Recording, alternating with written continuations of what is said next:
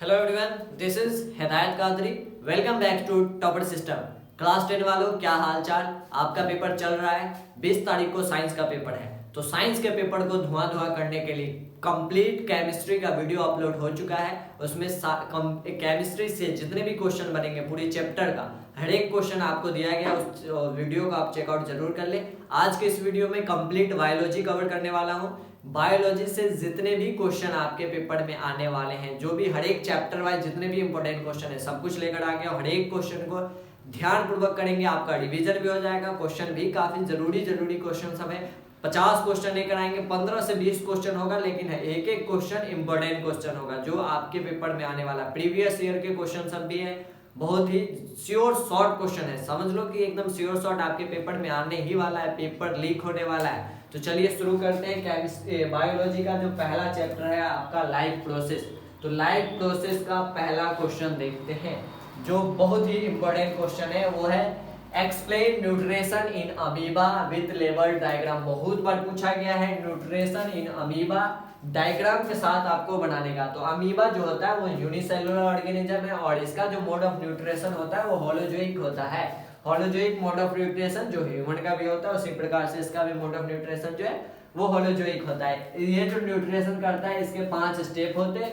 पांचों स्टेप को आपको लिख देना। सबसे पहले इंजेक्शन होता है। इंजेक्शन में क्या होता है? अमीबा जो है engulfs food particle using its pseudopodia forming of food vacuole. Pseudopodia की मदद से फूड वैक्यूल में क्या करता है? फूड को इंजेस्ट करता है।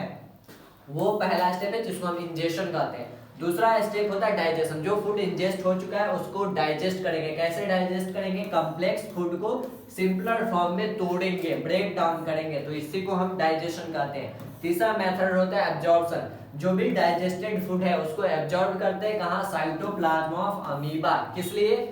एनर्जी के लिए, ग्रोथ के लिए। ये पॉइंट आपको लिख देना। चौथा स्टेप जो है अमीबा के न्यूट्रिशन में वो होता है एसिमिलेशन। एब्जॉर्प्शन के बाद एसिमिलेशन। एसिमिलेशन में क्या होता है? जो एब्जॉर्ब न्यूट्रिएंट्स है, जितने भी एब्जॉर्ब हो गए, डाइजेशन के बाद एब्जॉर्प्शन हुआ, एब्जॉर्ब न्यूट्रिएंट जो है उसका हम यूटिलाइजेशन करते हैं। यूटिलाइज करते हैं किस लिए? बहुत सारी लाइफ की एक्टिविटीज के लिए, जैसे ग्रोथ के लिए, रिपेयरिंग के लिए, इस सब के लिए हम यूटिलाइज करते हैं। वो पॉइंट आपको लिख देना है। लास्ट स्टेप होता है इजेशन। इजेशन में क्या होता है? जो भी अनडाइजेस्टेड वेस्ट मटेरियल है, जितने भी अनडाइजेस्टेड वेस्ट मटेरियल उसको क्या करते हैं? एक्सपेल करते हैं, बॉडी से बाहर निकालते हैं, उसी को हम इजेशन करते हैं। तो ये 5 स्टेप होता है जिसमें अमीबा जो है वो न्यूट्रिशन करता है, न्यूट्रिशन की प्रक्रिया। अब इसके डायग्राम का बात करा जाए तो ये अमीबा का डायग्राम है, जो कि बहुत जरूरी बन जाता है, जिसमें पूरा आपको दिखाना है कि कैसे इजेशन हुआ, फिर इंजेशन, ये डाइजेशन, सारा पांचों जो स्टेप है, एब्जॉर्प्शन, एसिमिलेशन, लास्ट वाला इजेशन, ये पांचों आपको स्टेप दिखाना है, जिसमें आप कैसे सीडोपोडिया कहाँ होता है, सीडोपोडिया से फूड कैसे अंदर जाता है, ये डायग्राम आपको कर लेना। बहुत जरूरी इंपॉर्टेंट डायग्राम बन जाता है। अगला क्वेश्चन सीबीएसई 2020, 2022 और 2024, इसी से आप समझ सकते हैं कितना इंपॉर्टेंट क्वेश्चन है। बार बार रिपीट होते जा रहा है। 2020 में पूछा गया, फिर 22 में भी पूछा गया, फिर पिछले साल यानी 24 में भी पूछा गया, तो कितना जरूरी क्वेश्चन बन जाता है। क्वेश्चन क्या है? What is the work of finger like projection present in small intestine. Finger like projection जो स्मॉल इंटेस्टाइन में मौजूद होता है, वो उसका काम क्या होता है? तो उसका नाम क्या होता है? तो internally the wall of small intestine is provided with long finger like projection, जिसको हम कहते हैं क्या? विलाई कहते हैं। उसका नाम क्या होता है? विलाई होता है। अब इस विलाई का आपको फंक्शन लिख देना, 2 फंक्शन लिख दो। The villi greatly increase the absorptive surface area of the inner lining of small intestine. जो स्मॉल इंटेस्टाइन होता है उसके इनर लाइनिंग का सरफेस एरिया को बढ़ाने का काम करता है विलाई। ठीक है। विलाई का अगर आप दूसरा फंक्शन लिखे तो large surface area of small intestine helps in rapid absorption of digested food. Digested food का रैपिड एब्जॉर्प्शन करता है, एब्जॉर्प्शन की स्पीड को भी इंक्रीज कर देता है फास्टली, जो इसमें भी आपका हेल्प करता है विलाई। तो 2 काम आपको लिख देना। विलाई से क्वेश्चन जरूर पूछा जा सकता है, बहुत इंपॉर्टेंट बन जाता है। अगला क्वेश्चन इसी चैप्टर का 2016 में, 19 में और 21 में पूछा गया क्वेश्चन है। क्या है? एरोबिक और एनारोबिक रिस्पिरेशन को लिखना है कि क्या होता है, और इसके बीच आपको डिफरेंसेस बताने, इसका इक्वेशन लिखना है और कुछ एग्जांपल भी देने हैं। ये क्वेश्चन पूछा गया। एरोबिक रिस्पिरेशन क्या होता है? जिसमें हम ऑक्सीजन की जरूरत पड़ती है। एनारोबिक जहां ऑक्सीजन की जरूरत नहीं पड़ती, उसके बीच का डिफरेंस लिखना है। डिफरेंस वाले सवाल को आपको प्रेजेंट भी इस प्रकार से करना है, कंपेयर टाइप से, कि एक लाइन बना देना है, इस तरफ आपको लिखना है एरोबिक रिस्पिरेशन। क्या लिखना है? एरोबिक रिस्पिरेशन का हो जाएगा, और इस साइड आपका हो जाएगा एनारोबिक। क्या हो जाएगा, एनारोबिक रिस्पिरेशन हो जाएगा। दोनों के बीच आपको डिफरेंसेस बताने। पहला पॉइंट क्या हो जाएगा कि एरोबिक रिस्पिरेशन में क्या होता है, रिक्वायर्स ऑक्सीजन, ऑक्सीजन की जरूरत होती है, एनारोबिक में ऑक्सीजन की जरूरत नहीं होती है। दूसरा में आपको क्या लिखना है कि एरोबिक रिस्पिरेशन जो है वो एक large amount of energy produce करता है, 38 एटीपी एडिनोसाइन ट्राइफॉस्फेट 38 एटीपी तक की एनर्जी को प्रोड्यूस कर सकता है। लेकिन एनारोबिक जो है वो बहुत कम अमाउंट में एनर्जी प्रोड्यूस करता है, मात्र 2 एटीपी। ठीक है, ये पॉइंट आप लिख देंगे। एरोबिक रिस्पिरेशन में जो एंड प्रोडक्ट बनता है वो क्या होता है, CO2 होता है और वाटर होता है, कार्बन डाइऑक्साइड और पानी बनता है। वही एनारोबिक में एंड प्रोडक्ट क्या बनता है, लैक्टिक एसिड बनते हैं जो एनिमल्स में बनते हैं, इथेनॉल बनता है और कार्बन डाइऑक्साइड बनता है जो कहाँ बनता है, इसमें बनता है। इसका एक ग्राफ टेबल टाइप आप समझ सकते हो, वो भी पूछा जाता है, जिसको इक्वेशन के फॉर्म में पूछा वो भी आपको जरूरी है बताना। इसके साथ एक और डिफरेंस का बात करें तो aerobic respiration occur in must plants and animal, कहाँ होता है, ज्यादातर प्लांट्स में और एनिमल्स में होता है। एनारोबिक कहाँ होता है, some bacteria is to human muscles during exercise, ये सब जगह में एनारोबिक रिस्पिरेशन होता है। ठीक है, ये आप डिफरेंसेस लिख देंगे। ठीक है, इसका इक्वेशन भी पूछा जाता है, ये इक्वेशन बहुत इंपॉर्टेंट है, बहुत ही इंपॉर्टेंट है, इसको आपको करना है एकदम कंपलसरी। समझो कि ग्लूकोज का जो 6 कार्बन मॉलिक्यूल होता है ये पाइरुवेट में टूटता है, 3 कार्बन मॉलिक्यूल बनता है साइटोप्लाज्म के अंदर। फिर ये कैसे कैसे डिवाइड होता है, इसमें ऑक्सीजन होता है, मसल सेल्स में ऑक्सीजन की कमी होता है, जहां ऑक्सीजन मौजूद होता है वहां क्या क्या पाया जाता है, ये आपको इक्वेशन एकदम डेफिनेटली आना ही चाहिए, बहुत ही कंपलसरी, इसको कर लेना। ठीक है, अगला क्वेश्चन है सीबीएसई 2017 में, 2019 में और 2023 में पूछा गया। देख रहे हैं बार बार रिपीट होता है, इसलिए जब भी आप प्रीवियस ईयर क्वेश्चन लगाएंगे इसलिए कहा जाता है कि पीवाई क्विज आपको करना चाहिए, प्रीवियस ईयर क्वेश्चन करना चाहिए। प्रीवियस ईयर क्वेश्चन का आप एनालिसिस करते हैं तो उससे पता चलता है कि कौन क्वेश्चन है जो बहुत बार रिपीट होता है, बार बार रिपीट, 17 में हुआ, 19 में हुआ, 23 में हुआ, फिर 20 में, 22 में, 24 में, ऐसे आपको रिपीटेड क्वेश्चन होते रहता है। तो वो क्वेश्चन बहुत जरूरी बन जाता है, इंपॉर्टेंट क्वेश्चन बन जाता है। तो ये क्वेश्चन बहुत बार रिपीट हुआ है। इस क्वेश्चन क्या है कि describe the structure and functioning of the human heart with a level diagram. Human heart का आपको स्ट्रक्चर बताना है कि क्या कैसा होता है और उसका काम क्या होता है और उसका डायग्राम भी बताना है। दूसरा क्वेश्चन है walls of the ventricles thicker than the wall of atria. ये 2 क्वेश्चन बन गया, इस दोनों क्वेश्चन का आंसर करना है। सबसे पहले हार्ट का अगर स्ट्रक्चर का बात करें, ये वाला आपका स्ट्रक्चर वाला पार्ट हो जाएगा। स्ट्रक्चर आपको कैसे लिखना है कि हार्ट में क्या पाया जाता है, तो 4 चेंबर होते हैं, आपको पता है। 4 चेंबर में क्या होता है, राइट एट्रियम होता है और राइट वेंट्रिकल होता है, लेफ्ट एट्रियम होता है और लेफ्ट वेंट्रिकल होता है। राइट एट्रियम और राइट वेंट्रिकल का काम क्या होता है, डीऑक्सीजनेटेड ब्लड को ले जाना। क्या करना है, डीऑक्सीजनेटेड ब्लड को ले जाना। और लेफ्ट एट्रियम और लेफ्ट वेंट्रिकल का काम क्या होता है, ऑक्सीजनेटेड ब्लड को ले जाना। अब अगर हम पूरा हार्ट का फंक्शनिंग का बात करें तो पूरा हार्ट का फंक्शनिंग आपको ये समझा देना है, बहुत ही इंपॉर्टेंट बन जाता है, इसको आप सर्कल कर लीजिए, ये आपको समझा देना है। ठीक है, यहाँ से आपको हार्ट का जो काम है ये बहुत ज्यादा कि डीऑक्सीजनेटेड ब्लड से कैसे कैसे होता है। पहले deoxygenated blood from the body कहाँ जाता है, राइट एट्रियम में, फिर राइट एट्रियम कहाँ भेजता है, राइट वेंट्रिकल में, फिर लंग्स भेजता है किसकी मदद से, पल्मोनरी आर्टरीज की मदद से। फिर ऑक्सीजनेटेड ब्लड जो होता है, ऑक्सीजनेटेड ब्लड का अगर बात करा जाए तो वह कैसे कैसे जाता है, ऑक्सीजनेटेड ब्लड जो है वो लंग से जाता है कहाँ, लेफ्ट आर्टरियम में, फिर लेफ्ट वेंट्रिकल में, फिर बॉडी में आता है आउटा के मदद से। तो ये सारा आपको लिख देना है। फिर वाल्व्स का क्या काम होता है, फिर आपके हार्ट में वाल्व्स भी मिलते हैं और इसका क्या काम होता है, ये काम क्या करता है, ensure blood flows in one direction. इसका काम होता है जो ब्लड है उसका फ्लो एक ही डायरेक्शन में रखने के लिए इंश्योर करता है, तो वाल्व्स भी बहुत जरूरी है। फिर दूसरा क्वेश्चन पूछा गया था कि वेंट्रिकल का जो वॉल होता है वो आर्टरिया के वॉल से क्यों ज्यादा थिकर होता है, तो उसका आपको रीजन लिख देना है क्योंकि वेंट्रिकल जो होता है वो pump blood to distant parts of the body और लंग्स रिक्वायरिंग ग्रेटर फोर्स। जो वेंट्रिकल है इसका काम क्या होता है, ब्लड को पंपिंग करना डिस्टेंट पार्ट्स, हर एक पार्ट्स में और लंग्स में पहुंचाने का काम करता है, पंपिंग करने का काम करता है, जिसके लिए क्या होता है, ज्यादा ग्रेट अमाउंट में फोर्स की जरूरत पड़ती है, इसलिए उसके वाल को क्या रखा जाता है, थीकर करा गया है। ठीक है, ये आप बता देंगे। अगला ये डायग्राम है, डायग्राम भी बहुत इंपॉर्टेंट है, हार्ट का डायग्राम वो तो आपको आना चाहिए। डायग्राम आप सीधे बना लेंगे उससे नहीं, डायग्राम विद लेबल्ड होना चाहिए कि कहाँ पे पल्मोनरी वेन है, कहाँ पे लेफ्ट एट्रियम है, कहाँ पे वाल्व है, कहाँ पे राइट एट्रियम है, ये पूरा आपको लेबल करने आना चाहिए। डायग्राम जब भी देगा तो neat and clean diagram with labelled देगा, ठीक है। तो लेबलिंग आपको आना चाहिए, इसलिए इस हार्ट के डायग्राम को अच्छे से कर लेना। अगला क्वेश्चन है इस चैप्टर का, ये भी बहुत बार क्वेश्चन पूछा जाता है, वेरी इंपॉर्टेंट क्वेश्चन बन जाता है कि difference between xylem and phloem. Xylem और फ्लोएम के बीच डिफरेंस बताना है कि जाइलम में और फ्लोएम में क्या अंतर है। तो सबसे पहले जाइलम का आपको काम बता देना है। जाइलम क्या करता है? Transport water and mineral. Xylem का काम होता है पानी और मिनरल, खनिज को ले जाने का। लेकिन वही फ्लोएम क्या करता है? वो फूड को ले जाता है, ट्रांसपोर्ट फूड, जिसमें सुक्रोज को ले जाता है, ठीक है। तो इसका आप एक डिफरेंस लिख सकते हैं। पहला पॉइंट कि जाइलम ट्रांसपोर्ट करता है किसका? वाटर एंड मिनरल्स का। फ्लोएम किसका ट्रांसपोर्ट करता है? फूड का, ठीक है। दूसरा डिफरेंस क्या लिखेंगे कि जाइलम में जो मूवमेंट होता है वो यूनिडायरेक्शनल होता है। यूनिडायरेक्शनल मतलब अपवर्ड होता है। वही जो इसमें मूवमेंट होता है वो बाई डायरेक्शनल होता है। कैसा होता है? बाई डायरेक्शनल होता है। ये आप डिफरेंस लिख देंगे। तीसरा डिफरेंस क्या लिखेंगे कि जाइलम जो होता है वो मेड ऑफ डेड सेल। कैसे बनता है? Made of dead cell. वही फ्लोएम जो होता है वो मेड ऑफ लिविंग सेल। ये डिफरेंस लिख देंगे। और डिफरेंस कैसे लिखना है? एक कंपेयर टाइप करके आपको लिखना है। इधर इसका पॉइंट लिखना और इधर इसका पॉइंट लिखना, दोनों के बीच अंतर बताना है, ठीक है। अगला नेक्स्ट चैप्टर है control and coordination. Control and coordination, इससे भी चैप्टर वाइज देख लेते हैं कौन कौन क्वेश्चन है जो बहुत बार पूछा गया है, जो आपके लिए इंपॉर्टेंट बन जाता है।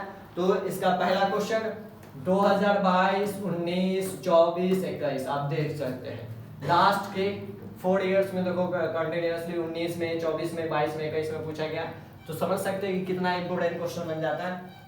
क्वेश्चन क्या है? Draw and NEET diagram of neuron and level. जब भी डायग्राम देगा तो लेबलिंग तो देगा ही। क्या लेबल करना है? डेंड्राइट और एक्सोन को लेबल करना है, ठीक है। इसके बाद दूसरा क्वेश्चन पूछता है कि which part of the human brain is the main thinking part of the brain. Human brain का main thinking part of the brain कौन है? और एक और क्वेश्चन है इसके अंदर कि responsible for maintaining the posture and balance of the body. जो ह्यूमन ब्रेन है उसका कौन सा पार्ट रिस्पांसिबल है पोस्चर के लिए और बॉडी का बैलेंस बनाने के लिए? तो सबसे पहला क्वेश्चन है आपका डायग्राम। तो न्यूरॉन का डायग्राम के लिए ये आपका डायग्राम हो जाएगा, जिसको आपको लेवलिंग कर देना है। डायग्राम ये हो जाएगा, इसको आप लेवल करेंगे।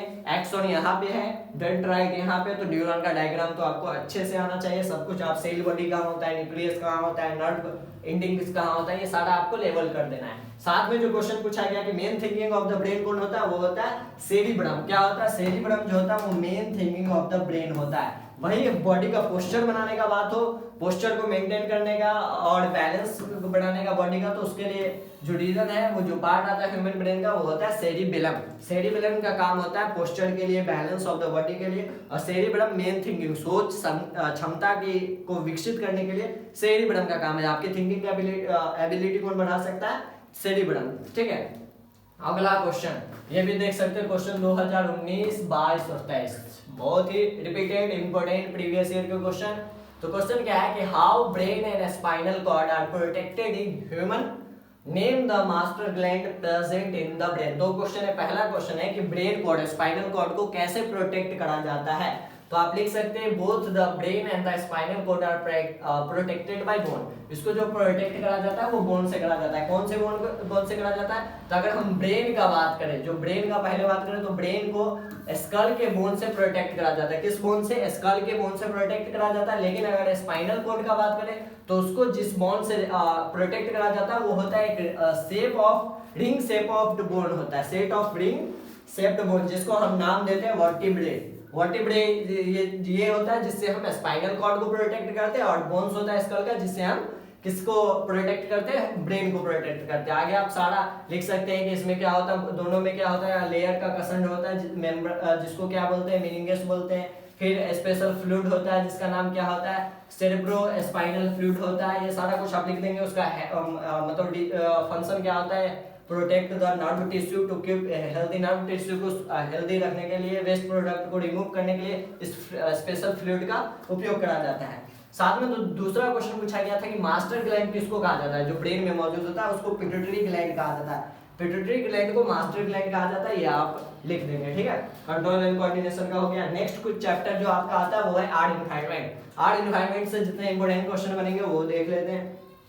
तो आर्ट एनवायरनमेंट से आप देख सकते हैं 17, 18, 21 बहुत बार पूछा गया क्वेश्चन है। इंपॉर्टेंट क्वेश्चन क्या है? Question explain the concept of biomagnification, describe it's effects on the ecosystem with suitable example. Biomagnification क्या होता है और उसका प्रभाव क्या पड़ता है इकोसिस्टम पे, उसके कुछ आपको एग्जांपल देना है। तो बायो मैग्निफिकेशन का कंसेप्ट क्या है, कंसेप्ट ऑफ बायोमैग्निफिकेशन का बात करा जाए तो biomagnification refers to the process where the concentration of toxic substances such as pesticide and heavy metal increases they move up to the food chain. Organism at its trophic level accumulate these substances in their body leading to higher concentration in top predators. ये आप biomagnification के बारे में लिख सकते हैं कि biomagnification होता है क्या, उसका कंसेप्ट समझाना है कि ये क्या है। एक प्रोसेस होता है जिससे हम टॉक्सिक सब्सटेंसेस के कंसंट्रेशन को पता कर सकते हैं। टॉक्सिक सब्सटेंसेस में जैसे पेस्टिसाइड हो गया और बहुत सारे जो हार्मफुल होते हैं जो ट्रॉपिक लेवल को भी नुकसान पहुंचा सकते हैं, वो सारा कुछ आप बायोमैग्निफिकेशन के बारे में लिख सकते हैं। इसका इफेक्ट्स का बात करें, इफेक्ट्स ऑन इकोसिस्टम कि बायोमैग्निफिकेशन का प्रभाव क्या पड़ता है इकोसिस्टम पे, तो पहला बात है कि ये टॉक्सिसिटी को इंक्रीज कर सकता है। किसको इंक्रीज कर सकता है, टॉक्सिसिटी को इंक्रीज कर सकता है। As pollutants accumulate top predator like eagles है, हॉक्स है एंड ह्यूमन है, ये सब क्या करता है पॉल्यूशन को इंक्रीज कर सकता है, पॉल्यूटेंट एक्युमुलेट हो जाता है, ठीक है। कैन एक्सपीरियंस टॉक्सिक इवेंट, जिससे क्या होगा टॉक्सिक इफेक्ट हो सकता है, जिससे हेल्थ इश्यू आ सकते हैं, रिप्रोडक्टिव फेलियर हो सकता है, इम्यून सिस्टम डैमेज हो सकता है और यहाँ तक कि डेथ भी हो सकता है। तो ये आपका इफेक्ट पड़ सकता है बायोमैग्निफिकेशन से, जो भी हानि है वो आपको लिख देना है, ठीक है। इसके साथ आप लिख सकते हैं इम्पैक्ट ऑन बायोडाइवर्सिटी, दूसरा है कि बायोडाइवर्सिटी पे ये क्या इम्पैक्ट देता है, कौन, बायोमैग्निफिकेशन। तो decline of top predator can disturb food webs leading to an over pollution population of prey species which can then affect vegetation and other ecosystem component। ये सारा कुछ लिख देना है कि फूड वेब्स पे क्या फर्क पड़ता है, ओवर पॉपुलेशन हो जाता है किसका, प्रे स्पीसीज का, इस सब से क्या होता है वेजिटेशन पे इफेक्ट पड़ता है, इकोसिस्टम अल्टीमेटली इकोसिस्टम पे इफेक्ट पड़ जाता है, वो सारा कुछ लिख देना। इसका एग्जांपल का बात करा जाए तो एग्जांपल क्या है, यूज ऑफ डीडीटी, एक पेस्टिसाइड होता है जो एग्रीकल्चर में यूज करा जाता है, जिससे हम बायोमैग्निफिकेशन जो बायोमैग्निफिकेशन को बढ़ा सकता है, जिसके बहुत सारे बर्ड्स के अगर एग्जांपल दें तो प्रीग्रीन फाल्कन है, ठीक ना, ये सब आप लिख देंगे। ये सारा पॉइंट आपको लिखते जाना है, हर एक पॉइंट को की टर्म है, की पॉइंट है, सबको अच्छे से करना है, ठीक है। अगला क्वेश्चन है, ये भी बहुत बार पूछा गया क्वेश्चन है कि differentiate between food chain and food web. बहुत बार पूछा जाता है कि फूड चेन में और फूड वेब में क्या फर्क होता है, और जो फ्लो ऑफ एनर्जी होता है वो यूनिडायरेक्शनल क्यों होता है एक इकोसिस्टम। तो पहली बात आप समझे कि फूड चेन क्या होता है, ये आप देख सकते हैं, ये फूड चेन है। फूड चेन में क्या होता है, एक प्रकार से चेन बना है जो एक जो होता है वो दूसरे पे डिपेंड होता है और कैसे खाता पीता है वो सारा कुछ आप समझते हैं, ये फूड चेन हो जाता है। और ये एक वेब यानी जाल बन जाता है, तो ये फूड वेब कहलाता है। फूड वेब का आप एग्जांपल यहाँ देख सकते हो और यहाँ फूड चेन का। आप दोनों के बीच डिफरेंस समझना, क्या है डिफरेंस, चित्र से आपको क्या लेना है, दोनों में डिफरेंस करने आना चाहिए। तो फूड चेन में क्या अंतर होता है और फूड वेब में क्या फर्क है दोनों के बीच, तो दोनों के बीच डिफरेंस करना है। ऐसे आपको एक लाइन खींचनी है, एक तरफ फूड चेन लिखना है और दूसरी तरफ फूड वेब लिखना है। फूड चेन का क्या काम है, फूड चेन से हमको दिखता क्या, shows the transfer of energy and nutrients from one organism से अनदर ऑर्गेनिज्म। फूड चेन क्या करता है, ट्रांसफर ऑफ एनर्जी दिखाता है, हर एक लेवल पे दिखाता है, एक ऑर्गेनिज्म से दूसरे ऑर्गेनिज्म में।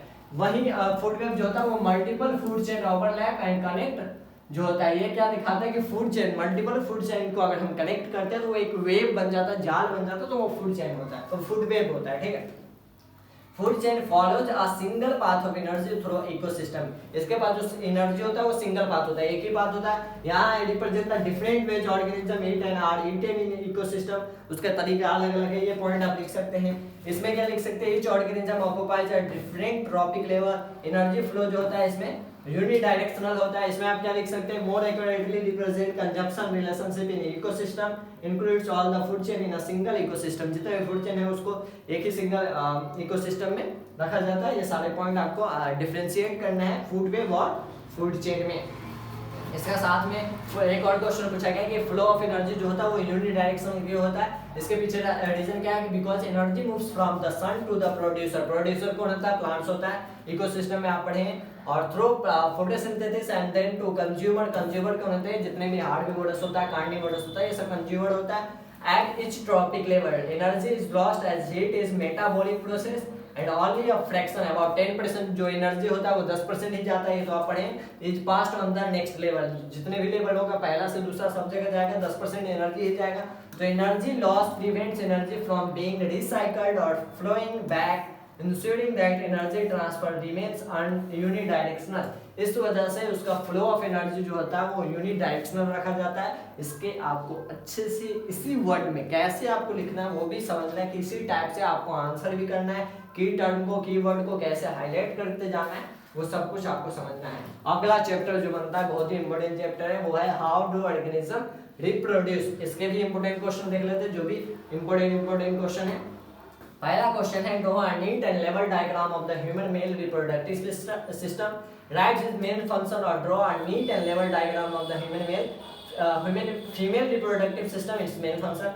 यानी ये क्वेश्चन जो है बहुत बार ऑलवेज आस्क्ड इन सीबीएसई, बहुत बार पूछा गया क्वेश्चन है कि मेल रिप्रोडक्टिव सिस्टम का डायग्राम और फंक्शन बताना, साथ में फीमेल रिप्रोडक्टिव सिस्टम और इसका फंक्शन। ये तो आपको अच्छे से आना ही चाहिए। सबसे पहले अगर हम बात करें मेल रिप्रोडक्टिव सिस्टम का, तो ये डायग्राम है मेल रिप्रोडक्टिव सिस्टम का, ये आपको डायग्राम पता होना चाहिए, साथ में लेबलिंग करने आना चाहिए। फंक्शन की बात करें तो ह्यूमन मेल रिप्रोडक्टिव सिस्टम का फंक्शन क्या है, सबसे पहले स्पर्म प्रोडक्शन। सबसे पहला फंक्शन क्या है कि स्पर्म का प्रोडक्शन होता है, कहां से, the testis produce sperm cell germ cell into the seminiferous tubules. यहाँ आपके क्या करते हैं, स्पर्म का प्रोडक्शन होता है। पहला फंक्शन आप लिख सकते हैं कि स्पर्म प्रोड्यूस होता है कहाँ, टेस्टिस में, ठीक है। दूसरी बात हार्मोन सेक्रेशन होता है, बहुत सारे हार्मोन निकलते हैं। The testis secrete testosterone which regulates sperm formation and causes secondary sexual characteristic during puberty. Puberty के दौरान बहुत सारे सेकेंडरी सेक्सुअल कैरेक्टरिस्टिक जो है उसको शो करता है, उसको दिखाता है, जिसमें कौन सा हार्मोन होता है, टेस्टोस्टेरोन, जो कहाँ से निकलता है, टेस्टिस से ही निकलता है। अगला है स्पर्म ट्रांसपोर्ट, जो वास्ट डिफरेंस होते हैं transfer sperm from the testis to the urethra. ये सारा मेन फंक्शन स्पर्म ट्रांसपोर्ट कैसे होता है, सेमिनल फ्लूइड प्रोडक्शन कैसे होता है, सेमिनल फ्लूइड कैसे बनता है, इसमें कॉमन पासेज में आपको लिख देना है, urethra serve as a passage for both urine भी यूरेथ्रा से और स्पर्म भी यूरेथ्रा से। तो ये सारे पॉइंट आपको functioning of human male reproductive system में लिख देना। अगर बात करें ह्यूमन फीमेल रिप्रोडक्टिव सिस्टम, तो इसका भी आपको डायग्राम बढ़िया से आना चाहिए, लेवल करने के साथ साथ लेवलिंग भी आना चाहिए। तो main function of the human female reproductive system का बात करें तो सबसे पहले एग फॉर्मेशन, जैसे मेल में स्पर्म फॉर्मेशन वैसे फीमेल में जो होता है वो एग फॉर्मेशन होता है। तो इसमें ओवरीज जो होता है वो प्रोड्यूस करता है एग, फीमेल जर्म सेल होता है, सेक्रेट हार्मोन लाइक एस्ट्रोजन, इससे जो हार्मोन निकलता है वो होता है एस्ट्रोजन, प्रोजेस्टेरोन, और मेल से जो होता है वो टेस्टोस्टेरोन होता है। ये पॉइंट आपको लिखना है। एग ट्रांसपोर्ट का लिखना है कि ओविडक्ट, जिसको हम फैलोपियन ट्यूब्स के नाम से भी जानते हैं, carry the matured egg from the ovaries to the uterus. Ovary से एग का ट्रांसपोर्ट करा जाता है, यूटेरस में पहुंचाया जाता है, किसके जरिए, ओविडक्ट के जरिए। इसके बाद फर्टिलाइजेशन साइट के बारे में लिखना है कि ओविडक्ट्स जो होता है are the site where sperm can meet and fertilize the egg. Fertilization site, यहाँ जहाँ फर्टिलाइजेशन होता है वो ओविडक्ट्स होता है, वहीं पे स्पर्म और एग से मिलता है और फर्टिलाइजेशन होता है। इसके बाद आप एम्ब्रियो डेवलपमेंट लिख सकते हैं कि the uterus provides a suitable environment for the fertilised egg, यानी zygote to implant and develop into a foetus. ये आप लिख सकते हैं कि एम्ब्रियो डेवलपमेंट कैसे होता है। साथ में जो न्यूट्रिएंट ट्रांसफर होता है, प्लेसेंटा बहुत इंपॉर्टेंट बन जाता है। Placenta from the embryonic and maternal tissues facilitate nutrient and waste exchange between the mother and the developing embryos के बीच में जो प्लेसेंटा है उसका रोल क्या होता है। प्लेसेंटा में भी क्वेश्चन पूछा है, तो ये सारे पॉइंट आपको लिखना होगा जो functioning of female reproductive system बन जाएगा। अगला क्वेश्चन है, what are the advantage of asexual reproduction. Sexual reproduction का बात कर लिए तो आप एसेक्सुअल रिप्रोडक्शन के एडवांटेज क्या है वो आपको बताना है। तो एडवांटेज ऑफ एसेक्सुअल रिप्रोडक्शन क्या क्या हो सकते हैं। सबसे पहला कि रैपिड पॉपुलेशन इंक्रीज हो जाएगा। जो एसेक्सुअल रिप्रोडक्शन है इससे पॉपुलेशन जो वो रैपिडली इंक्रीज होता है। इसके साथ it does not require a mate making reproduction easier in isolated environment. Asexual के लिए कोई मेट की जरूरत नहीं होती, यानी सिंगल पेरेंट इन्वॉल्व होता है, तो इससे क्या होगा कि आइसोलेटेड एनवायरनमेंट में की जरूरत नहीं पड़ेगी एसेक्सुअल रिप्रोडक्शन के लिए। इसके बाद तीसरा पॉइंट आप लिख सकते हैं कि ऑफ स्प्रिंग जो होते हैं are genetically identical which can be beneficial in stable environment. जिस एसेक्सुअल रिप्रोडक्शन में जो भी ऑफ स्प्रिंग बनते हैं वो जेनेटिकली आइडेंटिकल होते हैं, तो इस वजह से एनवायरनमेंट में पहचानना बहुत आसान हो जाएगा, एनवायरनमेंट के लिए बेनिफिशियल है। तो ये सारे पॉइंट आप एसेक्सुअल रिप्रोडक्शन के लिख सकते हैं। अगला क्वेश्चन है कि mode of sexual reproduction and it's example, mode बताना है सेक्सुअल रिप्रोडक्शन का और इसका एग्जांपल बताना है। तो सबसे पहले हाइड्रा में बात करा जाए तो हाइड्रा में कौन सा सेक्सुअल रिप्रोडक्शन होता है, बडिंग होता है। हाइड्रा में क्या होता है, बडिंग होता है। प्लेनेरिया में क्या होता है, रीजेनरेशन होता है, ठीक है। अमीबा में क्या होता है, फिशन होता है, बाइनरी फिजन, मल्टीपल फिजन, ये आप पढ़े। स्पाइरोगेरा में क्या होता है, फ्रेगमेंटेशन होता है। राइजोपस में क्या होता है, स्पोर्स होते हैं, स्पॉट्स फॉर्मेशन होता है। तो ये सारे क्या है, सेक्सुअल रिप्रोडक्शन के ये मोड है और ये आपका एग्जांपल हो गया। ये क्या हो जाएगा, एग्जांपल हो जाएगा, ये मोड ऑफ एसेक्सुअल रिप्रोडक्शन हो जाएगा, ठीक है। अगला क्वेश्चन का बात करते हैं 2020-2024 पिछले साल में पूछा गया कि प्लेसेंटा क्या होता है। प्लेसेंटा बहुत इंपॉर्टेंट है फीमेल रिप्रोडक्टिव सिस्टम में। Its function in humans, function आपको बताना है। तो प्लेसेंटा क्या है, एक intimate connection between foetus and uterine wall of the mother to the exchange of material. ये आप देख सकते हैं कि एक कनेक्शन होता है, इंटीमेट कनेक्शन होता है किसके बीच, जो फोइटस होता है और जो यूटेरिन का वॉल होता है मदर का, उसमें जो मटेरियल का एक्सचेंज करना है उसके लिए प्लेसेंटा बना होता है। कैसा होता है, it is a disc shaped structure embedded in the uterine wall. It contains villi on the embryo side and blood spaces towards mother side. Blood spaces surround villi. ये आप सारा पॉइंट लिख देंगे प्लेसेंटा के बारे में। प्लेसेंटा बहुत important बन जाता है। इसका फंक्शन अगर यहाँ से बात करा जाए फंक्शन का, तो फंक्शन भी आप यहाँ से लिख सकते हैं। Placenta performs the following function, क्या क्या काम होते हैं। तो all nutritive elements from the maternal blood pass into the fetus through it. जितने भी न्यूट्रिटिव एलिमेंट्स होते हैं जो फोइटस को जरूरी होता है, तो वो मैटरनल ब्लड से फोइटस तक कैसे पहुंचता है, प्लेसेंटा की मदद से पहुंचता है। दूसरा काम आप लिख सकते हैं कि प्लेसेंटा हेल्प्स इन रेस्पिरेशन के में भी प्लेसेंटा मदद करता है। Supply of oxygen and removal of carbon dioxide from foetus to maternal blood. Foetus से मैटरनल ब्लड में ऑक्सीजन को सप्लाई करता है कौन, प्लेसेंटा करता है। साथ में कार्बन डाइऑक्साइड कौन रिमूव करता है, प्लेसेंटा करता है। अब इसके बाद फेटल excretory products diffuse out into a maternal blood through placenta and are excreted by mother. Placenta also secrete hormone. Placenta जो है हार्मोन भी सिक्रेट करता है। एक्सक्रीटरी जितने भी क्या बोलते हैं वेस्ट मटेरियल होते हैं, सब में प्लेसेंटा का क्या उपयोग होता है, ये सारे पॉइंट आपको लिख देना है। अगला क्वेश्चन देखो कितना बार पूछा गया है। 2018, 2019, 2020, 2021, 2022, 2023, 2024 कितना बार पूछा गया क्वेश्चन है, तो समझ ही सकते हैं कितना इंपॉर्टेंट क्वेश्चन है। हर साल आप एक तरीके से कर सकते हैं, हर साल पूछा जाता है क्वेश्चन है। सीबीएसई का फेवरेट क्वेश्चन है, सीबीएसई का फेवरेट क्वेश्चन, तो ये क्वेश्चन को आपको अच्छे से करना है। क्वेश्चन क्या है, suggest 3 contraceptive methods to control the size of human population which is essential for the health and prosperity of a country. State the basic principle involved in it. ये बोल रहा है कि 3 कंट्रासेप्टिव मेथड बताने के लिए जिससे पॉपुलेशन जो है उसको क्या करा जा सकता है, रोका जा सकता है, कंट्रोल करा जा सकता है, जिससे एक देश का क्या होगा, समृद्ध होगा, प्रोस्पेरिटी होगा। क्या बेसिक प्रिंसिपल होता है वो सारा कुछ आपको लिखना है। तो 3 कंट्रासेप्टिव मेथड है वो आपको लिख देना। सबसे पहले कॉन्डम के बारे में लिखना है कि it is a mechanical barrier which does not allow sperms and ovum to meet, hence prevent fertilization. ये फर्टिलाइजेशन ही रोक देता है, ठीक है। या आगे आप लिख सकते हैं ये पहला मेथड है जो इंटरकोर्स ही रोक देता है, तो जिससे क्या होगा, पॉपुलेशन डिक्रीज कर सकता है। दूसरा क्या होगा, इंट्रायूटेरिन डिवाइसेस है, IUDs बोलते हैं, ये भी मेथड है, कंट्रासेप्टिव मेथड है। इससे भी हम क्या कर सकते हैं, प्रिवेंट कर सकते हैं। These are devices inserted by doctor expert nurses in the uterus through vagina. These are presently available as non-medicated IUDs, copper releasing IUDs जिसको CUT कहा जाता है, and hormone releasing IUDs. They increase phagocytosis of sperms within uterus and suppress sperm into motility and its fertilizing capacity. They also make uterus unsuitable for implantation and cervix hostile to sperms. Main काम क्या है, contraceptive method, इसका work ही क्या है कि जो intercourse उसको रोकना और पॉपुलेशन जो है वो इसमें क्या कर सकता है, डिक्रीज कर सकता है। तो ये भी एक मेथड होता है IUDs, जो कहाँ से इंसर्ट करा जाता है, जो एक्सपर्ट डॉक्टर से एक्सपर्ट नर्सेस होते हैं उसी के जरिए इंसर्ट करा जाता है। ये भी तीसरा जो है ओरल पिल्स है, पिल्स का भी मदद लिया जाता है। जैसे this pills contain progesterone alone और combination of progesterone and estrogen. They inhibit ovulation and make uterus unsuitable for implantation, hence prevent fertilization. Hence क्या करता है, प्रिवेंट करता है फर्टिलाइजेशन से। तो एक मेथड ओरल पिल्स का भी है, ठीक है। तो ये तीनों आपको 3 मेथड्स का बात कर रहा है, तो तीनों मेथड आपको लिख देना जो कंट्रासेप्टिव मेथड है। इसके बाद एसटीडी पे भी क्वेश्चन पूछा जाता है। एसटीडी क्या होता है? Sexually transmitted disease. STD sexually transmitted disease क्या होता है? गोनोरिया हो गया, एड्स हो गया, सिफिलिस हो गया, ये सब क्या है? एसटीडी है। अब इसके बारे में जैसे एड्स के बारे में बहुत बार क्वेश्चन पूछा जाता है, जैसे short note on AIDS. AIDS क्या है? Acquired immunodeficiency syndrome. ये इसका अगर हम स्टैंड फॉर बोले तो एक्वायर्ड इम्यूनोडेफिशिएंसी सिंड्रोम।